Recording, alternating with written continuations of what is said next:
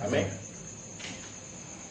Meus amados irmãos, nós vamos dar continuidade ao nosso estudo, do qual na quarta-feira passada nós paramos exatamente no capítulo 13 do livro do Apocalipse. Então abra aí a sua Bíblia no livro do Apocalipse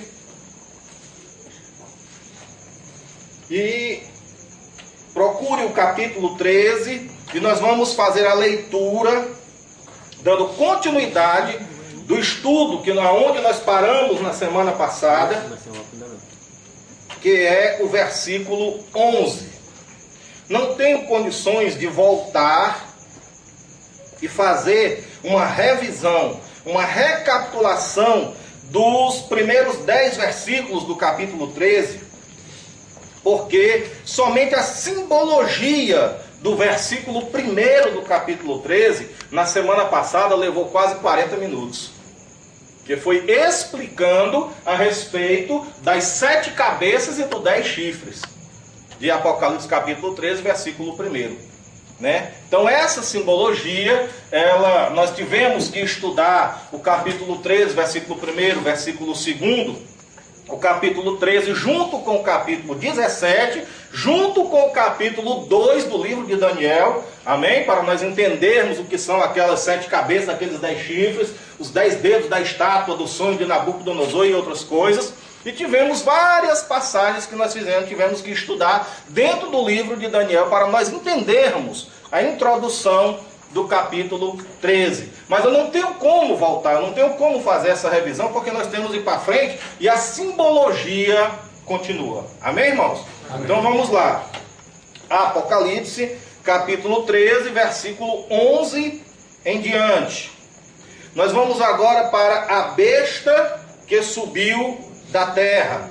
Capítulo 13, versículo 1, começa com a besta que emerge do mar, que sobe do mar. A primeira besta é o anticristo. E o mar representa multidões, povos, nações. E agora nós temos uma segunda besta. Essa segunda besta, claro, para os irmãos entenderem, não se trata de um animal. Não é um bicho, não é um animal, certo? Um animal feroz. Ela é chamada de besta por causa da sua forma, como ele vai se apresentar, como ele vai fazer as coisas, amém, irmãos? Da sua personalidade animalesca, baixa, vil. Então nós temos 2 bestas no livro do Apocalipse, capítulo 13. A primeira besta é a besta que emerge do mar, chama-se Anticristo, o homem da iniquidade, filho da perdição. E a segunda besta, ela aparece no capítulo 13 e no versículo 11. Amém, irmãos? Então vamos dar uma lidazinha aqui, capítulo 13, versículo 11. Hoje está tudo improvisado, nós não estamos no templo, né, lá onde funciona a igreja, mas dá para fazer, em nome de Jesus. E vi subir da terra outra besta, e tinha 2 chifres, semelhante ao de um cordeiro, e falava como o dragão. E exerce todo o poder da primeira besta na sua presença, e faz que a terra e os que nela habitam adorem a primeira besta, cuja chaga mortal fora curada. Meus amados irmãos, essa segunda besta que aparece, ela é o falso profeta. Porque o reino do anticristo, o governo do anticristo, ele vai funcionar da seguinte forma: o anticristo, ele é um líder político.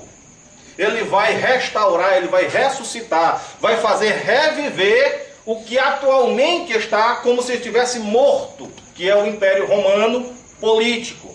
Hoje, o Império Romano existe, mas na forma religiosa. Não existe na forma política, não existe como potência mundial.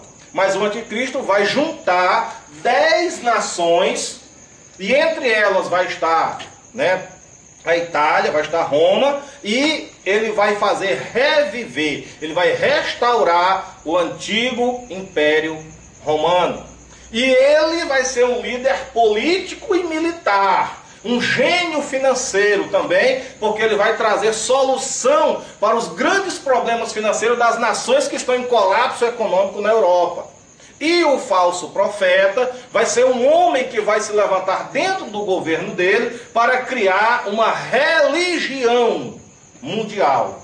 E que religião é essa? É a religião ecumênica, que significa que ele vai juntar todas as religiões existentes na época para formar uma única religião, que é a religião da adoração ao anticristo, da adoração à primeira besta. Amém, irmãos? Amém. Então, ele vai trabalhar para que o mundo todo receba, aceite e adore o anticristo como se fosse Deus. Ele vai colocar o anticristo no lugar de Deus. Essa é a última religião mundial.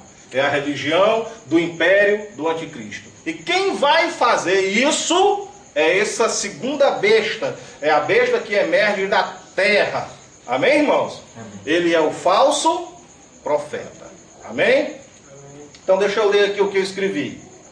O falso profeta, outro homem que será o líder da religião ecumênica, que vai adorar a pessoa do anticristo. Quando o falso profeta entrar em cena, estará entrando em cena e estará completa o que nós podemos chamar de trindade satânica. O que é trindade satânica? Se vocês quiserem ver alguma coisa sobre isso, vocês vão ver os três trabalhando juntos. Abre aí, Apocalipse capítulo 16. Quem é que compõe essa trindade?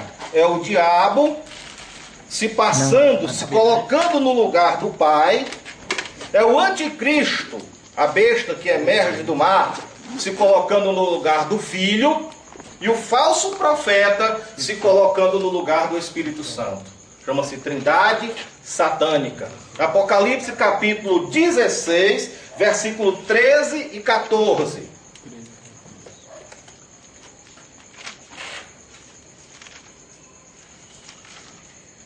Diz o seguinte, Apocalipse 16, se colocando no lugar do Pai e o anticristo no lugar do Filho e o falso profeta no lugar do Espírito Santo.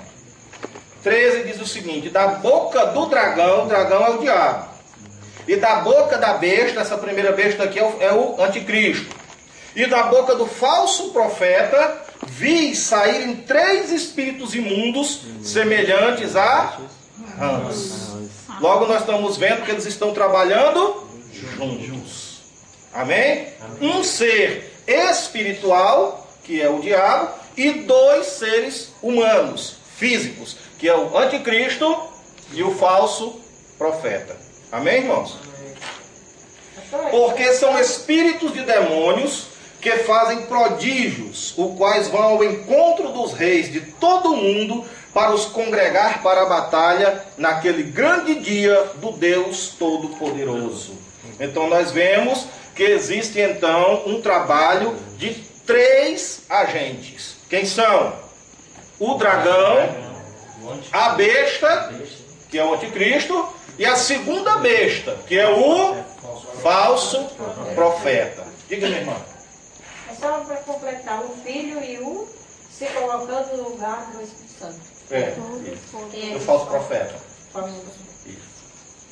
Glória a Deus. Então nós vamos continuar. Ainda dentro do versículo 11, diz que esse falso profeta, diz que a segunda besta tem 2 chifres. Lê aí, ainda o versículo 11. Tem 2 chifres, não é isso? É. O que significa, eu já expliquei o que significa chifres. Significa poder. Significa autoridade, significa poder. Então ele tem 2 poderes. Quais são esses 2 poderes? O poder da primeira besta, que é um poder político. Primeiro chifre. Segundo chifre, poder religioso. Então ele junta os 2 poderes, porque a própria primeira besta, o próprio anticristo, dá a ele esse poder e essa autoridade para que ele haja criando a sua religião universal, religião mundial, dando a ele o seu poder e a sua autoridade. Amém, irmãos? Então ele vai agir com o poder político e a autoridade do anticristo, que é a primeira besta. Por isso ele aparece com 2 chifres. Representa o quê? Poder político e poder religioso. Glória a Deus. E tem mais, ele fala como se fosse um cordeiro, né? Aqui, ó. Fala, semelhante, os 2 chifres semelhantes, parecidos com o de um cordeiro, mas ele fala como o dragão. Quem é o cordeiro? Jesus, o cordeiro de Deus, né? Isso está falando de uma quê? Falsa. Ele fala como se fosse um cordeiro. Isso fala de uma falsa religião. Amém? Mas na verdade a inspiração dele vem do dragão, que é o diabo. Por trás dele. Aí nós vemos a ação dessa trindade satânica. O diabo agindo como se fosse o pai. O anticristo como se fosse o filho. E o falso profeta, a segunda besta, como se fosse o Espírito Santo. Que coisa, hein, irmãos? O negócio não vai ficar muito bom depois do arrebatamento da igreja, não. Vamos ler aqui agora o versículo 12. E exerce todo o poder da primeira besta. Quem é a primeira besta? O anticristo. O anticristo. Na sua presença. E faz que a terra e os que nela habitam adorem a primeira besta, cuja chaga mortal fora curada. Preciso dar uma explicação sobre essa chaga mortal que foi curada. Já falei que ele fala como se fosse o dragão, então nós vamos para o versículo 12. Todo o poder da primeira besta, todo o poder político. Amém? Versículo 12 ainda. A primeira besta cuja chaga mortal fora curada. Aqui, meus amados irmãos, não está falando ainda de uma pessoa. Amém? Pois lá no versículo 3, vamos ler o versículo 3 para nós entendermos. E vi uma de suas cabeças como que ferida de morte, e a sua chaga mortal foi curada. E toda a terra se maravilhou após a besta. Essa cabeça ferida de morte, ela não é de um ser humano. Está se referindo ao antigo Império Romano, que hoje está como se estivesse morto, pois como o império ele não existe mais. Amém? E ele rapidamente, através da confederação de 10 nações, de juntar 10 nações, ele vai fazer reviver, ressuscitar o antigo poder do Império Romano. Então essa cabeça ferida de morte aqui no capítulo 13, versículo 3, não é uma pessoa, é o antigo Império Romano. Amém? Depois disso, o mundo todo vai se maravilhar atrás dele. Quer dizer, como é que de repente um homem conseguiu fazer isso? Como é que ele conseguiu restaurar o poder político, o poder econômico, o poder militar de uma nação que não existia mais, de um império que não existia mais? E tem mais, ele vai trazer solução para os problemas daquelas nações que estão quebradas. Ele vai ser uma pessoa super inteligente. E nós não podemos esquecer de que o mundo nessa época vai estar vivendo uma terrível crise. Por quê? Porque nos 3 primeiros anos e meio, que é o começo da grande tribulação, houve terremoto, houve saraiva, chuva de pedra, houve muitos incêndios, houveram muitas pragas, e o mundo vai estar o quê? Desestabilizado, financeiramente, amém, irmãos? Amém. De forma econômica. Então o mundo mesmo vai estar clamando por um Salvador, pastor. Verdade. O mundo todo vai ser gerado no mundo uma revolta contra Deus. Por quê? Porque os cataclismas, porque o cometa que vai cair no mar, a chuva de pedra e todas aquelas coisas que é narrada do capítulo 6 até o capítulo 9, o mundo vai estar revoltado porque vai estar sabendo que tudo aquilo veio da parte de Deus. E vai aparecer um homem consertando tudo isso. Então, as nações, elas não estarão como hoje. Terão sofrido um grande terremoto. E todos aqueles cataclismas que mostrado do capítulo 6 até o capítulo 9. Então o mundo vai estar desestabilizado. Vocês estão me entendendo, irmãos? Eles vão estar clamando que se levante um líder mundial. Que se levante um salvador. Que alguém coloque as coisas em ordem. E quem é então que vai aparecer? O anticristo. Pegar a fraqueza do pessoal. Isso. Vocês estão me entendendo? Porque é que rapidamente a terra vai se render à adoração a esse homem? Ora, depois de todos aqueles cataclismos, depois de todos aqueles eventos, as nações vão estar desestruturadas. Sim ou não? Aí aparece um homem que de repente conserta vários países na Europa. Será que o mundo todo não vai querer o governo desse homem? Não vai querer que ele venha fazer aquilo que ele fez lá? É ou não é verdade? O mundo vai estar clamando por uma restauração. E é por isso que ele vai ser aclamado rapidamente como governante mundial, como rei do planeta Terra, viu, irmãos? Ele vai surgir exatamente no meio desse cenário. E no versículo 12, essa chaga mortal que está falando aí, né? Adore a besta, cuja chaga mortal fora curada, ele está falando exatamente ainda daquele poder que estava como morto e havia sido ressuscitado, e havia sido restaurado. Amém, irmãos? Amém. Olha, eu quero explicar uma coisa para vocês. No antigo Império Romano, os Césares, que eram seus reis, os seus governantes, eles criavam para si uma imagem, uma estátua de si próprios. E eles exigiam que aquela estátua fosse adorada em um culto público. A razão porque muitos cristãos, na época do Império Romano, na época dos Césares, eram mortos, levados à arena. Sabe, irmãos, eles eram sacrificados porque os cristãos não aceitavam adorar a imagem, a estátua do César. Então, eles eram considerados traidores da nação. Eles eram considerados pessoas que eram contra o governo vigente. Era por isso que havia uma perseguição e morte de tantos cristãos naquela época. O anticristo, quando ele conseguir restaurar o poder político do antigo Império Romano através das 10 nações que ele vai juntar, ele também vai fazer dele próprio, como os Césares faziam antigamente, uma imagem, uma estátua de si próprio. O que as pessoas não entendem é o seguinte, que a estátua de um César também representava o Estado, representava Roma.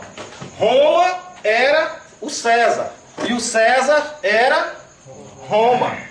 Então, quando alguém adorava em culto público a estátua de um César, também estava adorando a Roma, como poder político dominante da época. Vocês estão entendendo? É como se os Césares dissessem assim, quem adora a mim, adora a Roma, e quem adora a Roma também me adora. Então a minha estátua é a personificação também do meu império. Vocês estão me entendendo? E é aí que entra essa chaga mortal. Porque o anticristo ele vai adotar esse mesmo critério. Ele vai fazer uma imagem dele representando o seu império. Vocês estão me entendendo, irmãos? Então, quando alguém adorar a imagem dele, também vai estar adorando o império dele. Quem adora o império dele também adora a ele. Amém, irmãos? Porque eles vão ser o quê? A imagem do anticristo, a estátua dele, é a personificação do seu império, do seu estado. Que era isso que acontecia na antiga Roma. Vocês podem procurar os livros de história. Amém, irmão? É uma coisa apenas é como se a antiga Roma estivesse sendo revivida, pastor. E na verdade vai ser isso mesmo, né? Então nós vamos dar uma olhada no que eu escrevi. Como faziam os antigos imperadores romanos? Eles faziam uma estátua de si próprios e exigiam adoração como se fosse a um deus. A estátua representava o imperador e também representava Roma ao mesmo tempo. Eles diziam, O imperador é Roma e Roma é o imperador. Então, adorando um, também está adorando o outro, porque eles se consideram uma só pessoa. A adoração ao Estado. Chama-se adoração ao Estado. Por isso é que uma de suas cabeças que ele curou, lá no outro versículo aparece como se fosse ele próprio. Porque ele agora é a própria personificação do seu império. Amém, irmãos? Deu para entender? Agora, mais embaixo, mais no versículo mais embaixo um pouquinho, nós vamos encontrar que vai haver como que uma ressurreição do anticristo. De alguma forma, eles vão simular como se o anticristo tivesse morrido e ressuscitado para ficar perfeitamente igual ao Senhor Jesus Cristo. Amém? E essa história da sua ressurreição vai correr o mundo todo. Rapaz, o homem morreu e também ressuscitou. Glória a Deus. Vamos dar uma olhada aqui na leitura da palavra. Continua comigo, versículo 13. E faz grandes sinais, de maneira que até fogo faz descer do céu à terra, à vista dos homens. Amém? Só que esses sinais são sinais da mentira. Não são sinais verdadeiros. Tá certo, irmão? Por quê? Porque quem está por trás desse poder é o pai da mentira. Esse poder que eles utilizam é o poder do diabo. E o diabo trabalha com engano, o diabo trabalha com mentira, o diabo trabalha com ilusionismo. Vocês estão me entendendo, irmão? Então esses sinais aqui são sinais da mentira, viu, irmãos? Para enganar os que habitam sobre a face da terra. Quer ver onde está escrito isso? Procure aí em 2 Tessalonicenses, epístola do apóstolo Paulo, em 2 Tessalonicenses, capítulo 2, versículo 9. É 2 Tessalonicenses, capítulo 2, versículo 9.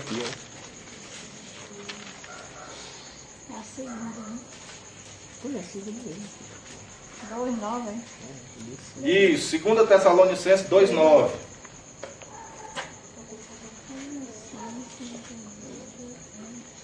Que diz o seguinte: a esse, está falando do anticristo, cuja vinda é segundo a eficácia de Satanás, com todo o poder, sinais e prodígios de mentira. É só isso que ele sabe fazer mesmo, né? Vocês estão me entendendo, irmãos? Então, de alguma forma, voltando lá para o livro do Apocalipse, capítulo 13, leia comigo agora, versículo 13, de novo, junto com o 14. E faz grandes sinais. Sinais de quê? Da mentira, segundo o poder do diabo.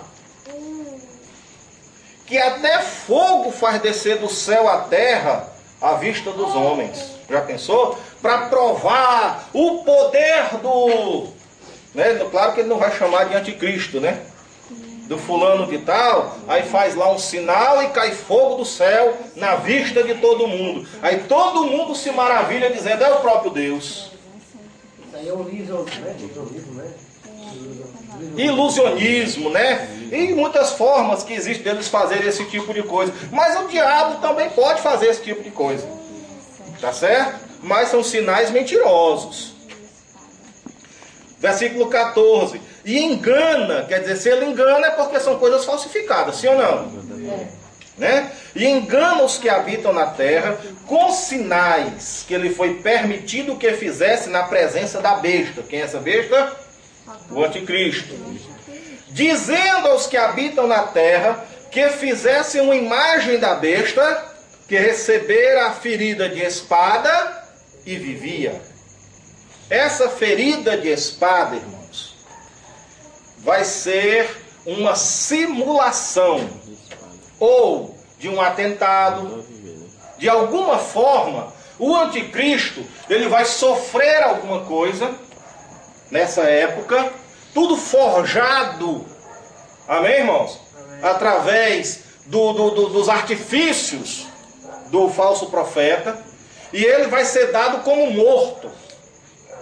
Aí o mundo todo vai se entristecer. Por quê? Porque o Salvador que havia se levantado na terra está ferido de morte.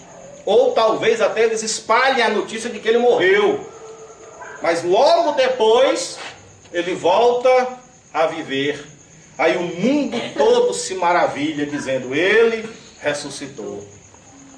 Ele não é aquele que imita o Filho?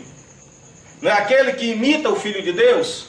Sim ou não? Sim. Então até nisso ele vai imitar, como se ele morresse e ressuscitasse. Que coisa terrível, né, irmão? Só para enganar os moradores da terra daquela época. Diz aqui, ó: fizesse uma imagem e adorasse a besta que recebera a ferida de espada e vivia. Quer dizer, é como se ele tivesse sido ferido por alguma coisa, mas depois continuou vivendo. E a minha que diz assim, voltou a viver, né? E voltou a viver, é como se tivesse ressuscitado. Ressuscitado, né? Estão me entendendo, irmãos? Só que nós entendemos antes que os sinais são de mentira, para enganar os que habitam na face da terra. Mas todos vão se maravilhar com esse sinal, viu, pastor? Todos, vai ser assim uma coisa espantosa. Reviveu, ressurgiu, ressuscitou. É o próprio Deus. Na época, vamos dizer, né? E ele vai ser aclamado no mundo todo, né? Aí ele vai ser aclamado no mundo todo, né? Mas ainda falta. Vamos ver o versículo 15. E foi-lhe concedido que desse espírito à imagem da besta, para que também a imagem da besta falasse, e fizesse que fossem mortos todos os que não adorassem a imagem da besta. E faz a todos, pequenos e grandes. Pequenos e grandes significa o quê? Ricos e pobres. Importantes e simples. Isso. Pequenos e grandes, ricos, pobres, livres, escravos. Quer dizer, ninguém fica fora. Não é verdade? Lhe seja posto um sinal na mão direita ou na testa. Irmãos, esse sinal, ele já foi assunto de especulação por muito tempo. Sim ou não, irmãos? Sim.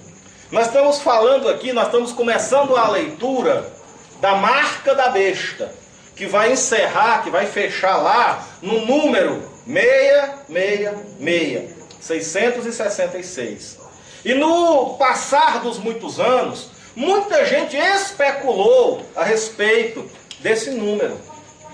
Alguns, antigamente, eu me lembro, quando eu era novo, convertido, isso já ainda nos anos 80, que eles diziam que esse número 666 poderia ser encontrado no chapéu do Papa, através da frase que lá está escrita em latim, Vicarivis Filii Dei, que significa vigário, filho de Deus. Isso é latim. E se você pegar as letras em algarismo romano, que estão dentro dessa palavra, Vicarivis Filii Dei, vai encontrar no final, na soma dos algarismos romanos, 666. E muita gente passou muito tempo achando que o anticristo, que a besta, seria o próprio Papa. Mas, na verdade, isso também é uma especulação. Porque o número 666 já foi encontrado no nome de muita gente. Ronald Reagan, presidente dos Estados Unidos, tá certo? Encontraram agora, por último, no nome de Barack Obama.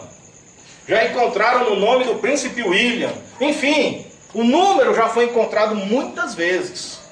E isso é apenas especulação. Tá certo, irmãos? Nada foi provado. Nem sobre o Papa, nem sobre esses governantes mundiais, Por quê? Porque a Bíblia não revela quem será esse homem. Amém? E nós não podemos ir além daquilo que está escrito. Eu não posso pegar uma soma e em cima de uma soma criar uma doutrina, em cima de uma especulação e dizer é fulano. Porque na verdade não é. Existe religiões, né? Existe uma religião bastante conhecida e mundial, que é o Adventismo, que diz que a marca da besta é o domingo. Porque eles guardam o sábado. Eles dizem que nós, que somos cristãos e que pertencemos ao sistema do cristianismo que adotou o domingo no lugar do sábado, como dia de culto e de descanso, recebemos a marca da besta, porque para eles a marca da besta é o domingo. Segundo eles, dentro das Escrituras, aquele versículo que diz que o anticristo mudaria os tempos e as leis. Mas isso também é um erro doutrinário e é uma especulação. A marca da besta também não é um dia. Amém, irmãos? Amém. Então, como eu tenho trazido desde o começo uma seriedade dentro desse estudo, E o que é exatamente? eu vou continuar dentro dessa mesma linha de seriedade. Amém, irmãos? Amém. Eu não vou trabalhar em cima de especulações. Eu não vou trabalhar em cima de algo que não pode ser provado e comprovado. Eu vou trabalhar em cima do que nós estamos trabalhando desde quando começamos esse estudo, começamos esse seminário. Qual foi? A palavra de Deus. Pois a própria palavra de Deus, ela se interpreta. Amém, irmãos? Nós não precisamos inventar nada. Não precisamos apontar o dedo para ninguém.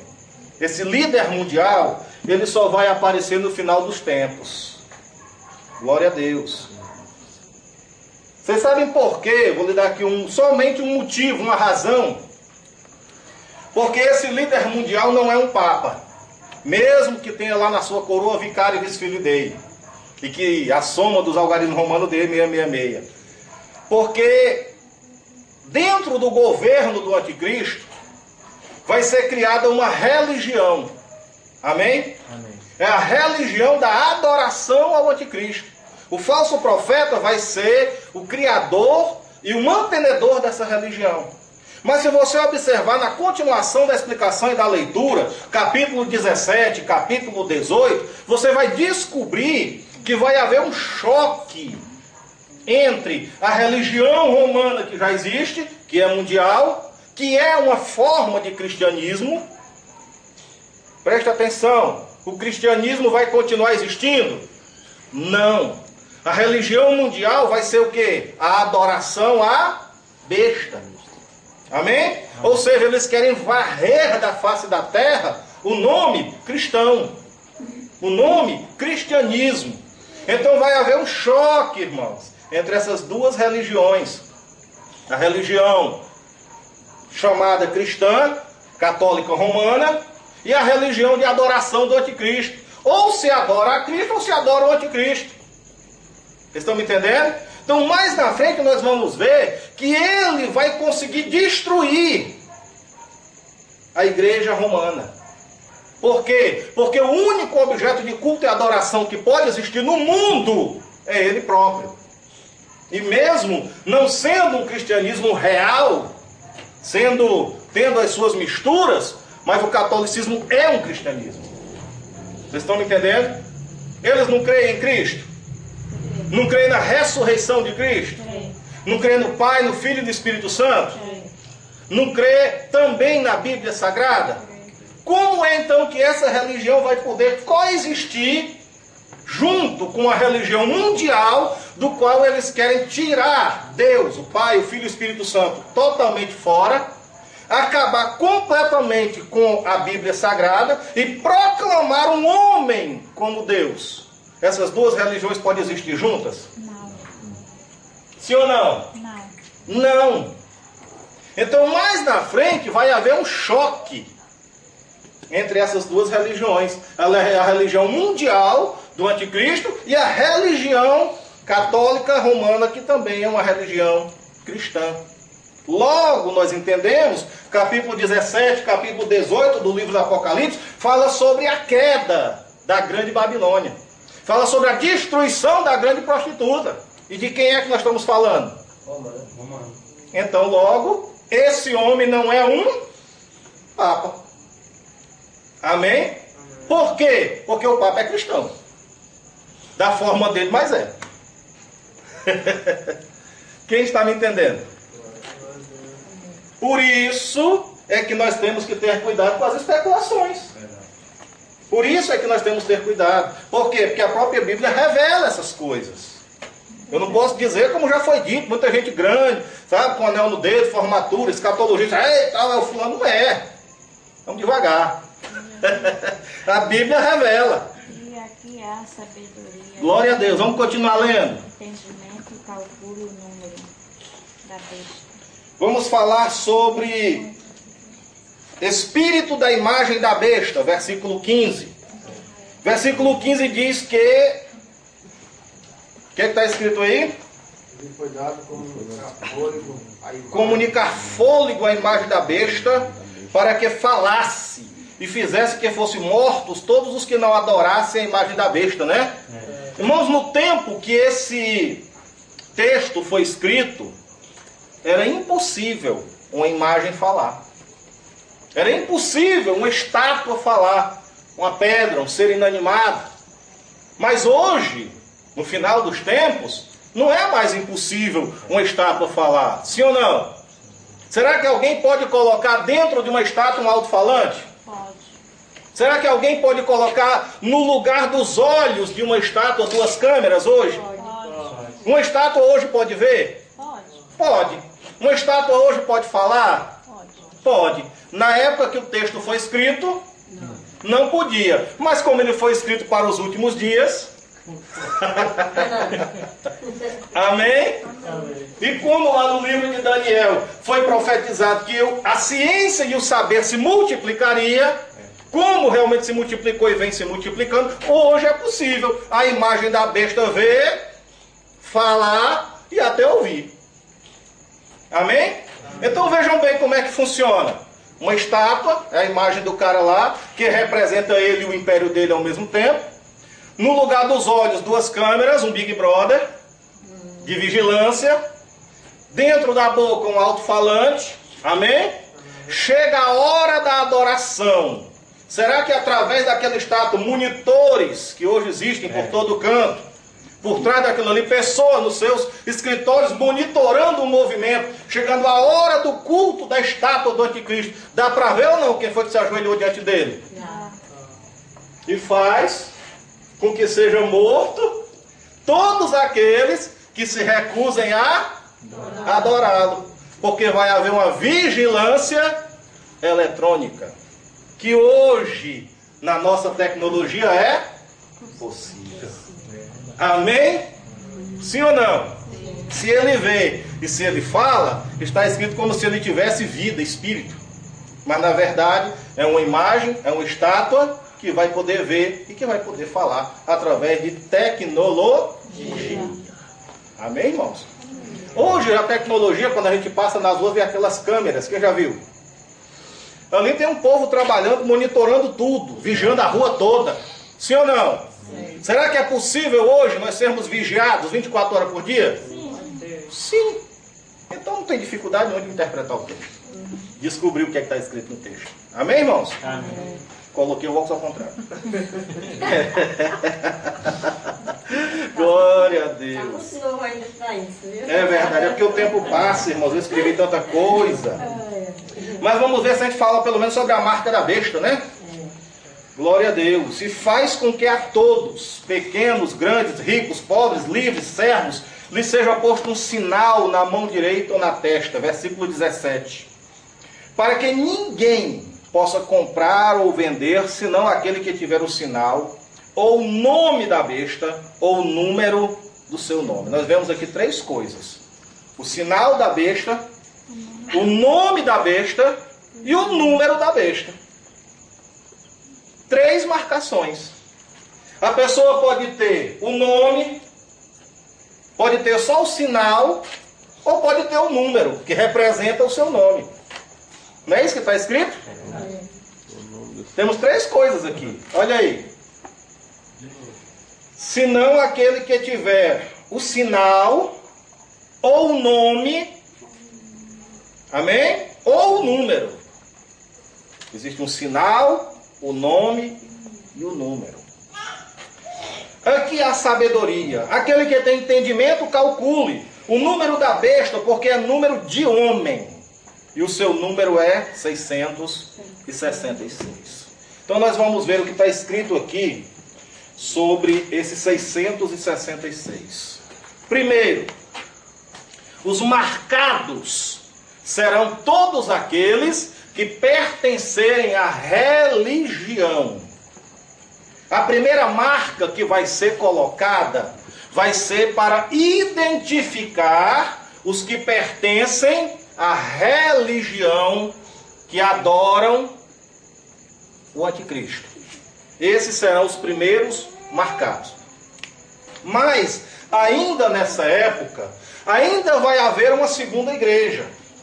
E é aí que vai começar o começo do conflito. Porque ainda vai existir aquele cristianismo, o cristianismo romano. Então nem todas as pessoas, porque vai ser opcional para começo, vai ser assim, digamos, vamos identificar o nosso grupo. Amém? Amém. Todos que pertencem a essa denominação vai fazer uma tatuagenzinha na mão. Então quando nós vermos, um exemplo, aquela tatuagenzinha, ela vai servir como uma identificação de que você pertence à mesma igreja que eu. Amém? Tudo vai começar dessa forma. Identificando os que pertencem à religião do anticristo. A religião dos adoradores do anticristo. Só que pessoas ficarão de fora. Que nem todos vão dizer, não, eu não quero pertencer ainda a essa religião. Então eles criam um segundo sistema, que é o sistema financeiro. Porque de uma religião você pode optar por participar ou não. Sim ou não, pessoal? Verdade. Não é verdade? De uma religião você pode dizer assim, não, eu não quero participar. Eu não vou receber essa marca, eu não sou adorador da besta. Tá certo? É uma religião. Aí eles inventam uma maneira de que aquela marca da religião se transforme numa marca monetária, num símbolo financeiro. Aí sim, a coisa fica difícil. Porque optar por uma religião aqui na terra nós podemos, não é verdade? Mas aqui na terra ninguém vive sem dinheiro. Sem religião a gente vive, mas sem dinheiro.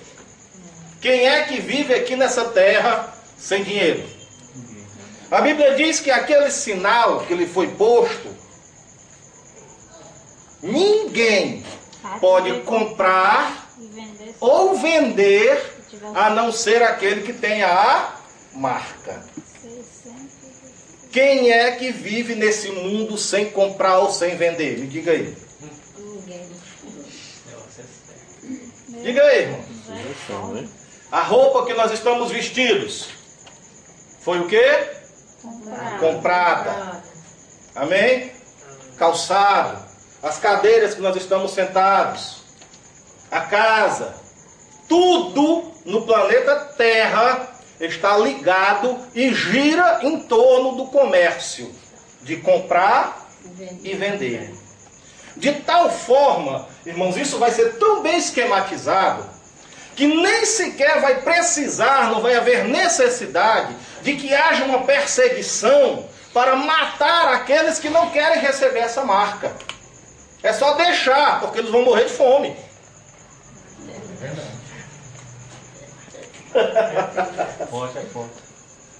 Vocês estão me entendendo? Ele não vai poder entrar no supermercado que não tem a marca. Vai poder entrar no supermercado para comprar? Não. Vai poder ir ao mercado com uma mercadoria para vender? Não. Logo, ele é um cidadão excluído completamente da sociedade e do sistema financeiro. Logo, essa marca que vai ser colocada, ela vai servir como a sua nova identidade. Se você precisar de um atendimento público, a primeira coisa que você faz hoje é puxar a carteira e apresentar o quê? A identidade. Porque embora nós sejamos pessoas físicas, cidadãos, mas para o governo nós não somos. Nós representamos um número. Eu sou uma pessoa. Amém? Você é uma pessoa. Mas me diga quem é você para representar de alguma forma em qualquer lugar, a não ser através do seu número. De que número você está falando, pastor? Do número da sua identidade. Do número do seu CPF. Você existe legalmente sem o número da identidade, sem o número do CPF? Não. Em qualquer lugar que você vai, um atendimento público no hospital, o que é que eles pedem? Identidade para fazer a ficha. É ou não é verdade? Nós temos duas identificações hoje. Uma é o quê? CPF. Que significa o quê? Cadastro, para não dizer código, de pessoa física. Trocando em outras letras, o número do cidadão. Amém? Amém. E o outro número é a identidade. Eles vão transferir para essa marca, que vai ser colocada ou na mão direita ou na testa, toda a identificação do cidadão. Então, quem não tiver, primeiro, não compra, não vende e deixa de ser humano. Embora esteja vivendo, embora esteja existindo, embora seja um homem ou uma mulher, mas sem identidade, ninguém existe, legalmente. Então não vai haver atendimento no hospital. Você sabia disso? A não ser que tenha marca.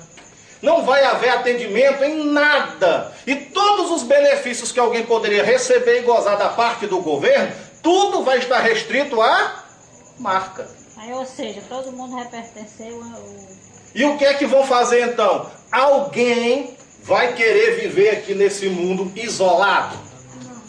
Morrer de fome? Sem poder entrar no mercantil para comprar alguma coisa? Não, né? Vai ser a forma como o falso profeta, junto com o anticristo, eles vão inventar para que todos os moradores da terra se tornem adoradores. Amém, irmãos? Amém.